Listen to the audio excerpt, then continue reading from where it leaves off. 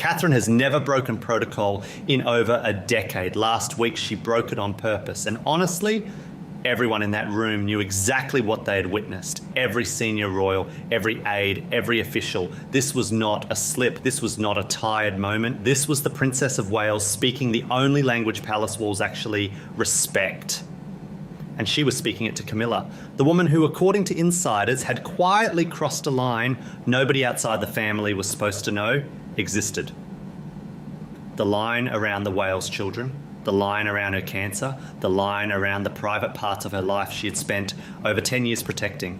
And here is the part nobody can quite stop talking about. Catherine did not lose her temper. She did not raise her voice. She did the one thing nobody on the inside expected her to be capable of doing. She delivered a public statement in the language of the institution itself. And she did it without saying a single word. The choreography said it for her. Now look, you have to understand who Catherine is inside this institution. She did not grow up in it. She came in as a commoner with no royal blood, no childhood briefings from courtiers, no handbook for surviving the most photographed family on earth. Just a normal background and a marriage into one of the most demanding public roles ever invented. And from the very first day, she has not given the press a single moment they could weaponize against her. Not one. Now think about what that actually requires. Every outing is a performance. Every expression is managed.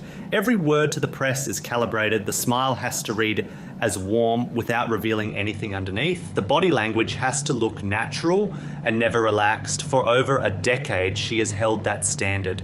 Through brutal early scrutiny, through pregnancies in full public view, through the implosion of Harry and Meghan inside the institution, and most recently, through her own cancer diagnosis announced last year.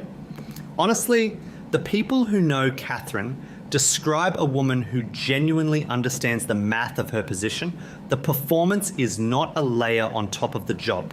The performance is the job. Every small break from what is expected lands like a thrown brick. She knows that. She lives it every single day. And that is exactly why what she just did matters more than almost anything else happening inside the palace right now. Because a woman who has been this disciplined for this long does not have an off day. She does not just slip. The kind of control Catherine has built across 13 years does not randomly lapse. When she breaks protocol, she breaks it because she chose to. And the choice has a name, Camilla. Now, publicly, the relationship between the two of them has always looked correct. Coordinated appearances, choreographed warmth. Two women in formal photographs doing exactly what the institution requires. But people who have observed both of them in private settings describe something very different.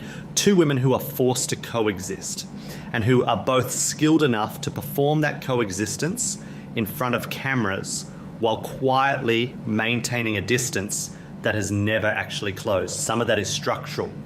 Catherine is the future queen, Camilla is the current one. That relationship is uncomfortable no matter who the women involved happen to be. There is a question of precedence, a question of influence, a question of who gets to shape what inside an institution that is both a family and a constitutional structure. And then there is the personal layer. According to sources close to the household, Camilla has spent the last several years inserting herself into spaces Catherine considered protected. Not dramatically, not in ways anyone could call out directly without looking oversensitive. Small suggestions about the Wales children that carried the weight of expectations. A level of interest in their schooling that drifted past affection into something closer to management. Catherine noticed, she always notices. She said nothing because saying something would have meant making an issue out of something deniable. Then came the positioning, specific public engagements where the staging and the room temperature consistently seemed to favour Camilla at Catherine's expense, each instance individually explainable, collectively a pattern. But the third thing, that is where this stopped being frustration and turned into something deeply personal, the cancer. Here is what cancer does to a private person in a public role. It strips away the careful spacing she's built between her interior life and the institution she serves. The chemotherapy ward did not check her credentials at the door. The fear did not request a briefing first. Catherine has described that period in her own words as one of the most frightening of her life. And during exactly that period, sources say, conversations were happening inside the institution that should not have been happening at all. Conversations about her absence, conversations about her capacity, conversations about what her health situation meant for the arrangements around William going forward. And Camilla, according to people close to the situation, was reportedly part of those conversations in ways Catherine considered a serious violation. Now think about that for a second. Catherine has given this institution almost everything. Her privacy, her spontaneity, the right to just exist without calculating how every gesture will be interpreted. She handed it all over, willingly, because she understood the role she was stepping into, but she held back a small, private core. Her marriage, her children, her health, the centre of a life that in every other dimension already belonged to the public. Those things she considered untouchable. And then somebody reached for them anyway. Now look, none of these private conversations have ever been confirmed by the palace. And honestly, we cannot independently verify every detail of what reportedly happened during those months. But here is what we can verify. What Catherine did next was not the calm, strategic patience that has defined her entire public life. It was something much faster. Something that went straight to the place where Catherine's protective instinct actually lives. Now, to understand why William moved the way he moved, you have to go back. William was 15 years old when he walked behind his mother's coffin in front of the entire world in September of 1997. 15. A child, essentially. Forced to perform composure for a global audience while burying the only parent who had ever genuinely shielded him. He has spent the rest of his life building a kind of emotional armour most adults never have to construct. He does not show what he feels. He does not telegraph his moves. He buries things and waits. The people who have observed William closely over the last several years all describe the same evolution. He has stopped being the careful, accommodating prince he was in his 20s. He has become something harder, more deliberate, more willing to make institutional decisions and let other people deal with the discomfort afterward. Honestly, the William who exists now is the William Diana would have raised if she had been given the chance, methodical where she was emotional, cold where she was warm, but carrying the same fundamental instinct. Protect the people you love. Never let the institution eat them the way it tried to eat her. And then there is Anne. Honestly, if you want to understand the cold edge running through the modern Windsor family, you start with Anne. She dated Andrew Parker Bowles before he married Camilla. That is a verified fact. A small biographical footnote that almost nobody pays attention to anymore.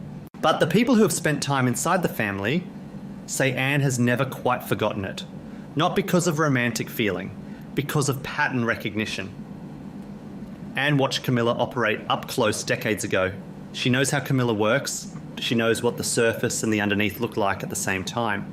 According to sources who have worked alongside her, Anne views Catherine as the person doing the actual work of carrying the institution forward, the disciplined one, the one who shows up, the one who absorbs without complaint. And she has reportedly run out of patience with the parts of the family who, in her view, contribute less and demand more. What Anne did the morning of the engagement is something insiders are still talking about.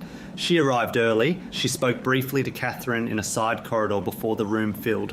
Nobody knows exactly what was said, but staff who passed through the corridor describe Anne's posture as the posture of a woman delivering instructions, not pleasantries. Now here is the part palace staff have been talking about for weeks. According to multiple sources, what happened at the formal engagement was not improvised. It was prepared. There was a strategy, a small, tightly held strategy involving William, Catherine and a senior household coordinator named Sarah Whittington, who has worked closely with the Wales office since 2021.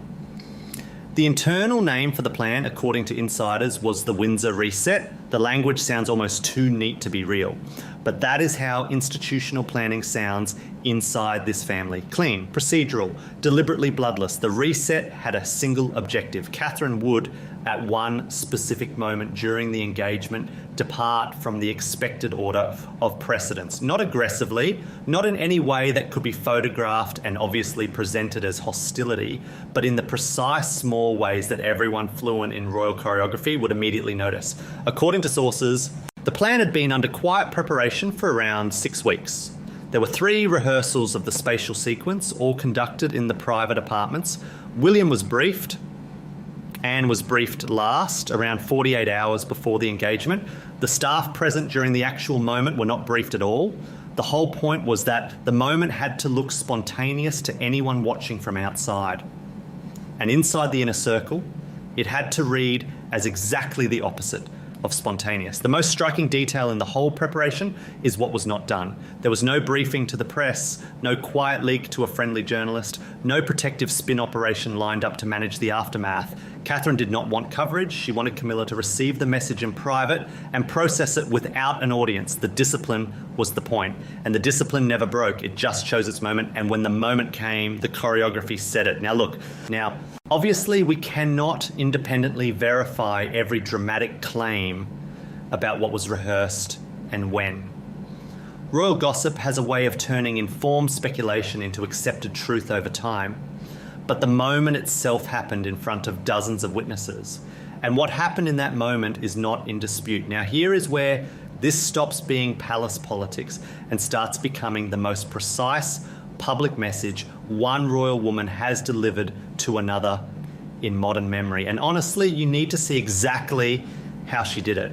The engagement itself was the kind of formal occasion where the order of precedence governs absolutely everything. Who enters first? Who is positioned where? Who is acknowledged in what sequence? These are not decorative details inside this institution. They are the substance of the communication itself. So here is what Catherine actually did. At around 11:40 in the morning, just before the formal procession began, she made a series of small, deliberate departures from the expected choreography. She moved one position, not far, just enough. She acknowledged the room in a sequence that did not match the rehearsed pattern. She paused near a specific senior household figure, long enough for the pause to register. And then she repositioned herself relative to Camilla in a way that, in the formal hierarchy of that single moment, communicated something the official version of Palace Unity simply did not. Everyone fluent in the language saw it. Every senior royal, every senior aide, every member of the household whose entire job is knowing what the choreography should look like. The room registered it instantly. Nobody said anything. Nobody intervened. Nobody made a correction. Because to acknowledge what had just happened would have been to confirm it. And confirming it would mean having a conversation nobody in that room was prepared to have on the record. So the moment just existed. Witnessed by everyone. Addressed by no one. Filed away in the permanent institutional memory that palaces accumulate and never publicly document. And here is the detail most coverage has missed. William moved with her. Not identically. He did not co-author the gesture in any obvious way, but he made one small, precisely controlled physical adjustment that allowed the choreography Catherine had created to land cleanly. He did not block her line. He did not pull back to create distance. He read what she was doing in real time and supported it with the smallest possible motion. To anyone in the room fluent enough to interpret it, the message from both of them was completely clear. You have crossed a line that nobody is going to perform around any longer. Now here is the moment that staff inside the palace are reportedly still describing to each other. Around 12 minutes after the procession began, during a transition between 2 parts of the formal program, Catherine paused near a portrait hanging in the picture gallery. She did not look at the portrait directly, she looked past it, at a specific point on the wall just beyond the frame, and she held that gaze for what insiders describe as almost 10 full seconds. The portrait, according to sources, was a portrait of Diana. Camilla was standing approximately 4 meters away. She saw Catherine pause. She saw the direction of the gaze. She saw the duration. Honestly, anyone who has spent 5 minutes inside a palace knows what a 10-second pause in front of a Diana portrait means when the person doing the pausing is the Princess of Wales and the person watching is Camilla. It is not coincidence. It is not reflection. It is signal. And then Catherine walked on. Smoothly, without looking at Camilla once. The whole thing took less than 15 seconds in total. And honestly, in the language of this institution, 15 seconds is roughly a generation, according to one household source. Anne watched the entire sequence from across the room. Her face did not move.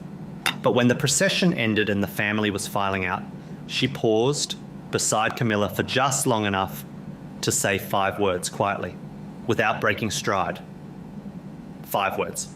According to one version of the story, what Anne said was, she crossed the wrong woman. Whether that exact quote is what came out of Anne's mouth or not, it sounds exactly like the kind of thing people imagine Anne saying, because her public image has always been brutally direct, the kind of woman who has never bothered to dress up an opinion, cold, compact, and honestly completely unanswerable. Nobody around Camilla in the seconds afterward reportedly knew what to do with the silence Anne left behind. Now, Camilla, to her credit, has spent decades being trained for moments exactly like this one. She did not flinch in the corridor. She did not stop walking. She continued through the rest of the engagement, performing the institutional unity the situation required. She is too experienced to allow anything to register visibly in a public setting. The surface was kept intact. That is what the surface is for. But composure is just a surface. Underneath, by every account from people close to the household, something landed that has not been easily processed since. Because what Catherine and Anne and William did between them in that single 20-minute window was not an attack. Attacks can be answered. You can defend against an attack, you can counter it, dismiss it, brief against it through the usual channels. This was something harder. This was a revelation, a public demonstration of a private truth that Camilla had, according to insiders, convinced herself was more contained than it actually is. The truth that Catherine has a line, the truth that the line has now been crossed. And the truth that the version of the Princess of Wales who absorbs everything indefinitely without consequence is not the complete picture of who Catherine actually is.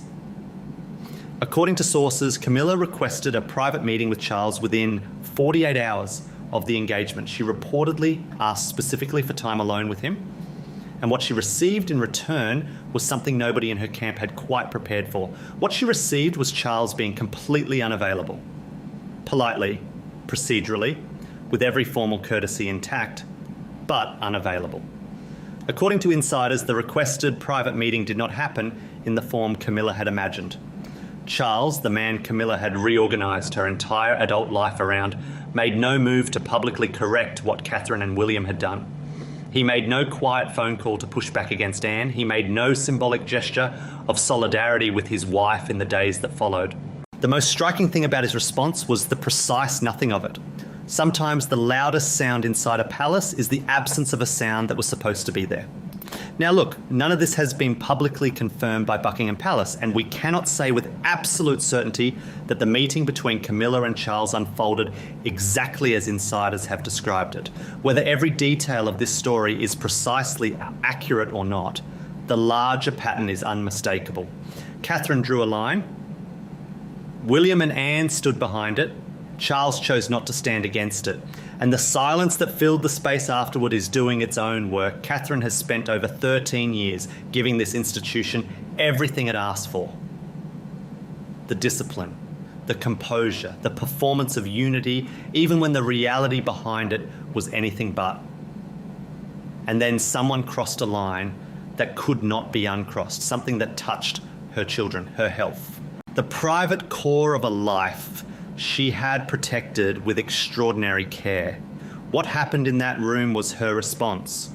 Precise, deliberate, completely fluent in the language of an institution she has now fully mastered. Camilla had the title. Catherine had the room. And the choreography said it. The new chapter is being written, and Catherine is the one holding the pen.